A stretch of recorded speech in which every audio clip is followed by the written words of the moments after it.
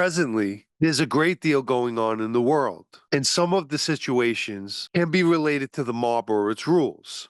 For instance, how certain circumstances would be viewed or handled. So I thought it would be a good idea to discuss these current events and try something new. So we'll start with the news. The crisis in the Middle East. Since October 7, 2023, when members of Hamas and those closely associated to the group entered Israel in what is viewed by some as an act of war, with over 200 people abducted, and those remaining under Hamas control have become the apex of the conflict.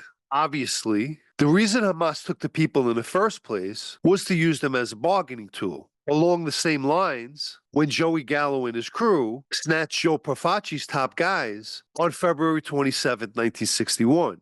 A few days ago, news broke that Israel and Hamas announced that they would both agree to a ceasefire, which came to the relief of many, especially the families of those still in captivity. However, despite agreeing to the stipulations, Hamas now has reneged.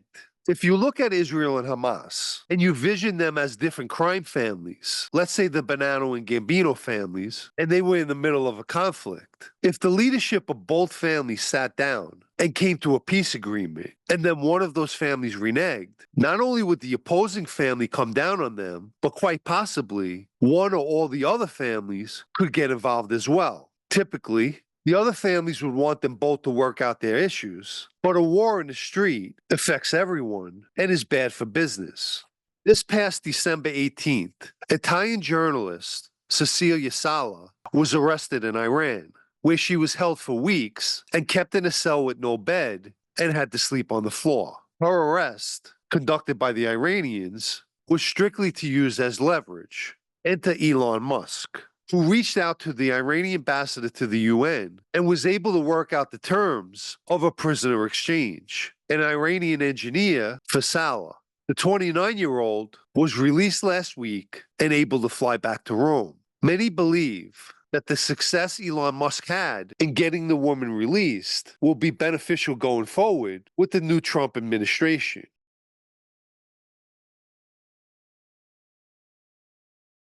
Which reminds me of Luccchese captain Joe Cafe. Cafe was a former Gambino associate, and as a result, he built relationships with a lot of the Gambino members. So whenever there was an issue with the Gambinos, or someone needed to meet with one of their people, Cafe would usually be involved. Another person along the same lines was Luccchese captain Paolo Loduca, who became a liaison for the Luccheses when dealing with the Gambino Sicilian faction.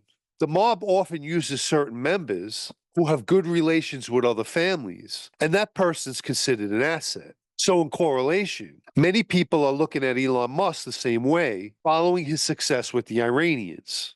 There's an upcoming movie called The Alto Knights, starring Robert De Niro, who plays a dual role as Vito Genovese and Frank Costello. According to what I read, the movie follows the timeline of the American mafia during the mid-20th century and highlights the 1957 attempted hit on Costello. On May 2nd, 1957, Frank Costello was shot at in the lobby of his building as he was headed towards the elevator. The bullet only grazed Costello's head. The shooter, as most of us know, was Chin Gigante, who was acting on the orders of Vito Genovese. It's my belief that Vito Genovese took advantage of the fact that Luciano was in Italy at the time, because had he not been, Genovese would have never tried to kill Costello. Okay, I want to switch gears and respond to a question that a viewer posted. Do you think the attempt on Gaspipe's life changed him, or do you think he was always that crazy and it just showed more with the more power he obtained?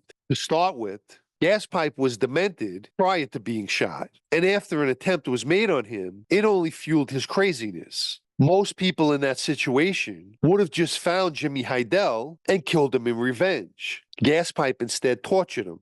There's a story about Gaspipe that's not known by many, which took place in 1982. There was an incident that involved a woman, and from what I can remember, Gaspipe was caught in a hallway or something like that and slashed with a knife. In retaliation, two brothers were killed.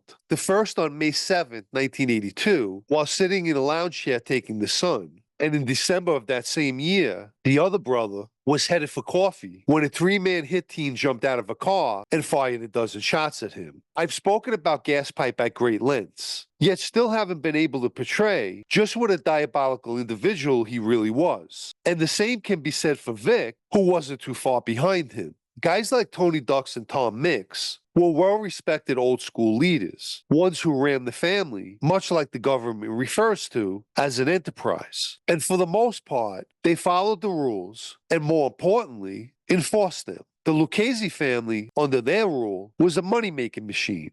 Vic and Gas were considered renegades, definitely not rule followers, but conversely rule breakers. As bosses, they both single-handedly destroyed a family that was handed over to them, besides the fact that they killed the intended boss. But when it comes to Vic and Gas, you can't blame one without blaming the other. The funny thing is, their names, whether Vic likes it or not, will forever be synonymous. If you haven't liked this video yet, please do, as it helps with YouTube's algorithm. And if you'd like to show your appreciation for videos like this, or more importantly, help me to continue making them, you can do that by donating with the Super Thanks icon down below, or through the PayPal Cash App links in the video's description.